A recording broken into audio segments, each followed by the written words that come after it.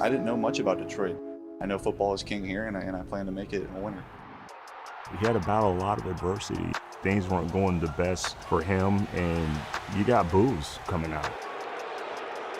The more he battled through and showed that toughness and showed that grit and then start rattling off some wins, and now they're cheering for him. All right, my man. Congratulations, man. You're gonna turn your corner right here, all right?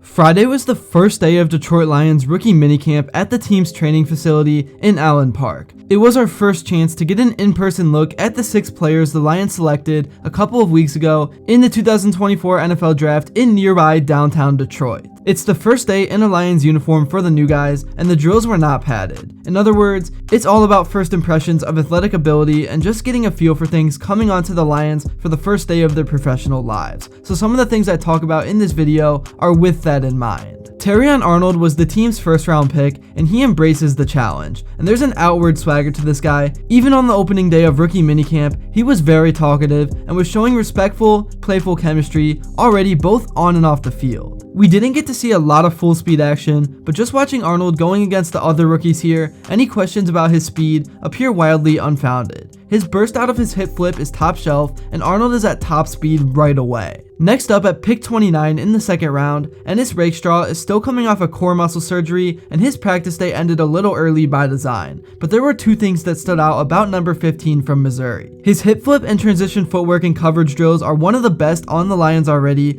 and he really showed effortless change of direction and balance. He's visibly quite a bit smaller than Arnold, who is listed at 6 feet and 199 pounds, but is listed by the Lions at 5'11 and 190. But both seem a touch inflated when seeing him stand next to Arnold or doing a drill alongside rookie tryout corner Kyler McMichael, who is a very legit 207 pounds at 6 feet tall. Next up from the draft, we have Giovanni Manu. It's very easy to spot him, even amongst a crowd of large football players. The rookie lineman is every bit of 6'7" and is listed at 354 pounds. He drew legit oohs and wows from the media seeing him in person for the first time. His lower body appears to be out of a video game creative player, but it would be rejected for not being realistic in proportion. Truly impressive physical physique. But can he play is the main question, and I guess we'll have to wait and see.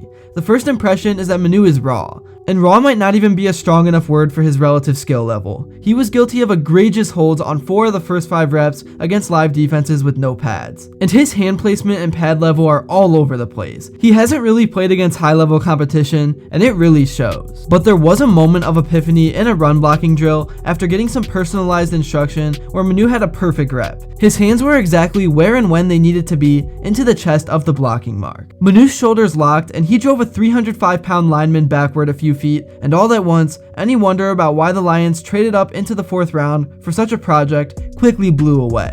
The athletic potential almost doesn't seem fair compared to the other linemen around him, even their 6th round pick, who I will get to in a bit. There's a lot of work needed before Manu could ever be trusted in a game, but if he even comes close to fulfilling the athletic promise he showed on that glorious rep, the NFL won't be ready for him. Next up is Sione Vaki. As made clear by the Lions assistant GM Ray Agnew before practice, Vaki is a running back in Detroit, not a safety. Number 33 is built for initiating contact and then running through it with the ball in his hands. Without live tackling, it's tough to evaluate what he can do, but he showed quick footwork in a couple of drills. Running back coach Scotty Montgomery praised Vaki's lean and pad level in another drill. Even if you couldn't see the number 33 jersey, you would know Vaki was the RB doing the drill by the sheer volume of grass he churned up with his cleats. Now skipping to Christian Mahogany, he wears number 73, and if you didn't know any better, you'd easily mistake him for the last Lions player to rock that jersey, Jonah Jackson. They have similar builds and similar stances at guard, though Mahogany only played right guard on Friday, while Jackson was the team's left guard for the last 4 years. One thing that stood out about Mahogany in the drills against the defensive line at the start of practice is that he's got a fast foot frequency while engaged, and that allows him to unleash power even more than what he naturally has in a wide-chested upper body. Now switching topics to who the Lions brought in to improve the roster over free agency,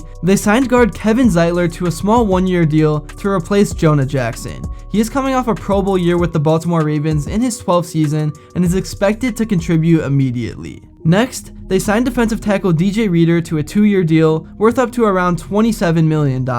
Detroit's defense allowed 23.2 points per game, which ranked 23rd in the league. Reeder started in 14 games for Cincinnati last season, registering 34 tackles, a sack, and 7 QB hits. Reeder is an 8-year veteran with previous stints in Houston and Cincinnati, but he is working himself back from a major injury. He suffered a quad tendon injury that pushed him to the injured reserve list on December 18th, so health is a moderate concern. Next, Donovan Peoples-Jones was traded last season to Detroit, and he brings depth to a loaded Lions offense, and he's familiar with the system. He was traded to Detroit from Cleveland in October for a 2025 6th-round pick, and adds size and versatility to a talented receiving core. They also signed way more guys than this, but I'll talk about them another day. I really think the Lions have a shot to do something special once again, and even though people are saying last year was their shot and they're never going to get back to where they were, I think after reloading and coming back with even more talent and depth, they could finally get to their ultimate goal, which of course is the Super Bowl. I don't think anyone expected Jarred Goff to be able to do the things he is doing when he came to Detroit, but he has really solidified himself as one of the best QBs in the league.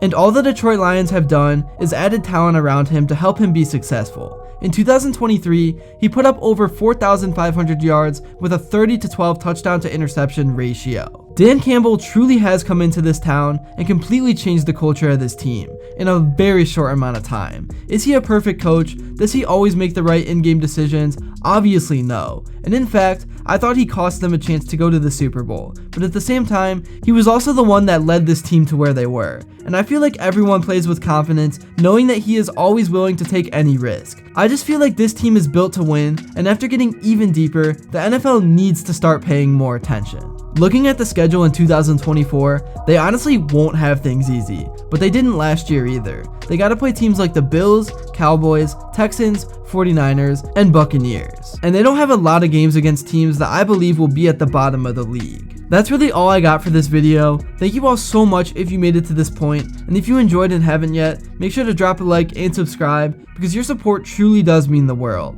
And with the NFL season right around the corner, there is just so much to talk about, so let me know what you would like to see next. And also, one more thing, please follow me on Instagram, because I'm posting tons of cool sports content every single day.